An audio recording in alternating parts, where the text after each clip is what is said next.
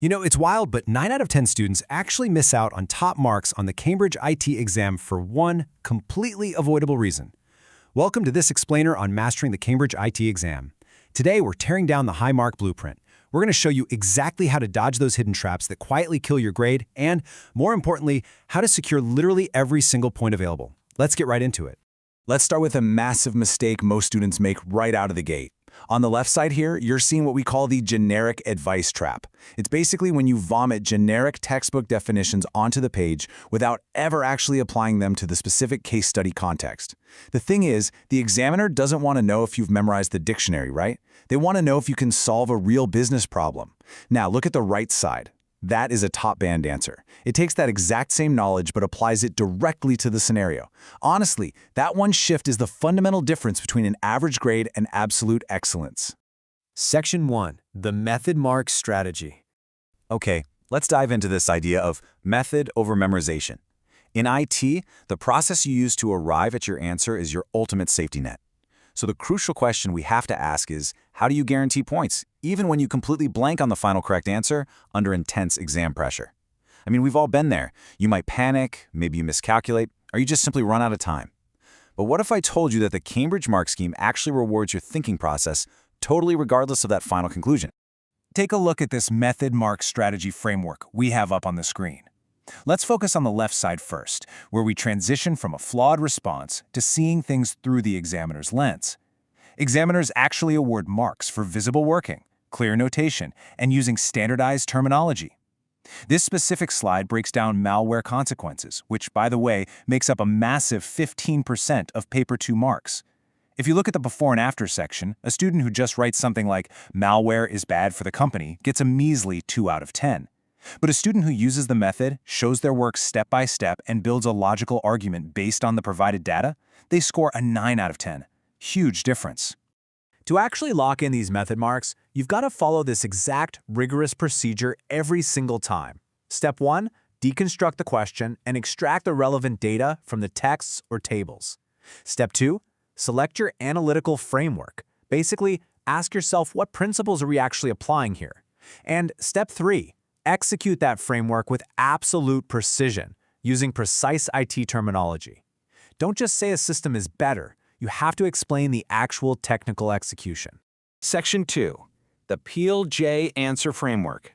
All right, let's look at our next massive pitfall. This is actually something principal examiners are constantly warning about in their official reports, so we really need a reliable structure to stop ourselves from falling back into bad habits. Check out this comparison. Writing something generic like "mobile data is fast" gets 0 marks. 0. Why? Because it completely ignores the context of the data exchange. It literally proves nothing to the examiner. Now, compare that to the right side. 5G enables real-time IoT tracking for the company. See the difference? This links a specific technology, 5G, to specific technical evidence from the scenario. This is exactly what the examiners are desperately searching for when they read your papers. Over on the right here, we're seeing the Peel+J framework in action. This perfectly illustrates how you can transform a 0-mark generic guess into a top-band, context-specific response. We're looking at section 14.7, which covers data exchange, mobile communications, and the Internet of Things. Notice that red box showing the flawed answer versus the green box with the improved answer. The improved answer doesn't just state an isolated fact, it builds a complete, interconnected argument. So, what exactly is Peel-J? Well, by structuring your answer with a point, evidence, explanation, link, and judgment, you are literally forcing yourself to provide technical evidence straight from the context. It works like this. You make your point to address the command word. Then you provide evidence from the text. Next, you explain how that specific IT principle functions. After that, you link it right back to the core question, and finally, you provide a judgment or a recommendation. If you just follow this simple checklist, it is basically impossible to fall into that generic advice trap. Section 3. Applying context to scenarios. Now that we've got the mechanical structure nailed down, we need to add what Cambridge examiners like to call the evaluative edge. So, what is the secret ingredient that takes a mechanically correct answer and elevates it into a top-tier A-star response? It's not just about memorizing more facts. It's entirely about how you analyze and weigh the information that's sitting right in front of you. If we look at this risk analysis blueprint, you'll see that top-scoring candidates achieve this evaluative depth by pushing to the very top of the pyramid on the right, Notice how point and evidence are really just the base. That crucial evaluative edge happens up at the top at link and judgment. To get up there, you have to question assumptions. You have to actively consider alternative interpretations of the evidence. You aren't just summarizing the case study for the examiner, you are tearing it apart and putting it back together to prove that your technical recommendation is absolutely the best path forward. So the absolutely crucial takeaway here is that every single technical decision you propose must be fiercely justified, and I mean fiercely. You need to pull evidence straight from the provided text to back up your claims. Never, ever assume the examiner just knows why you chose a specific network topology or a certain software solution. You've got to spell it out, step by step, using the exact data they gave you. Section 4, the Interactive Exam Challenge. Okay, let's actually put your new framework to the test. I'm going to show you a flawed exam response based on a real past paper, and I want you to spot exactly why it completely fails the mark scheme before we reveal the answer. So put your examiner hat on for a second. Let's see if you can spot exactly where an average student leaves super easy marks sitting right on the table.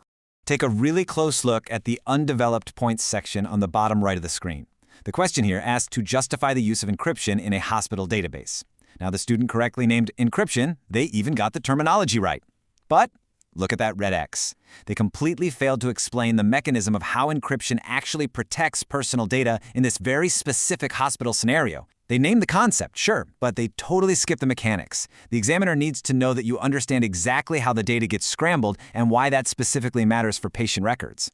To avoid this mechanism overnaming trap, I want you to use our 4-prompt memory structure whenever you're introducing a technical concept. Basically, validate your answer by asking yourself 4 things. What is it? How does it work? Where is it used in this specific scenario? And why is it better or worse than the alternative? If you just name a technique without explaining the mechanism and applying it to the scenario, you are definitely leaving easy points behind. Section 5. Master the method, succeed. Let's take a quick second to recap these high-stakes examiner warnings so you never leave those easy marks on the table again. We've covered a ton of ground today, but honestly, it all comes down to just a few core disciplines. Always prioritize clear, visible working and proper presentation conventions. On the left here, we see the classic mistakes: skipping process steps, ignoring formatting entirely, and just rushing to a final, unproven conclusion. But on the right here, we see the examiner's absolute dream: clear notation, systematic working, proper headings, and justified links right back to the scenario. Even if your final math or technical conclusion is slightly off, the method shown on the right will still catch the vast majority of the points. At the end of the day, the difference between average and excellent is purely your process. It's really not about who has the best memory, it's about who has the best structural framework. So what's it going to be? Will you just cross your fingers and hope you remember a bunch of textbook definitions? Or will you use the PLJ framework to actively construct a high-scoring argument? When you open that next exam booklet, will you be a generic dictionary or a high-mark analytical machine? The choice is totally yours. Master the method, and I'll see you in the next explainer.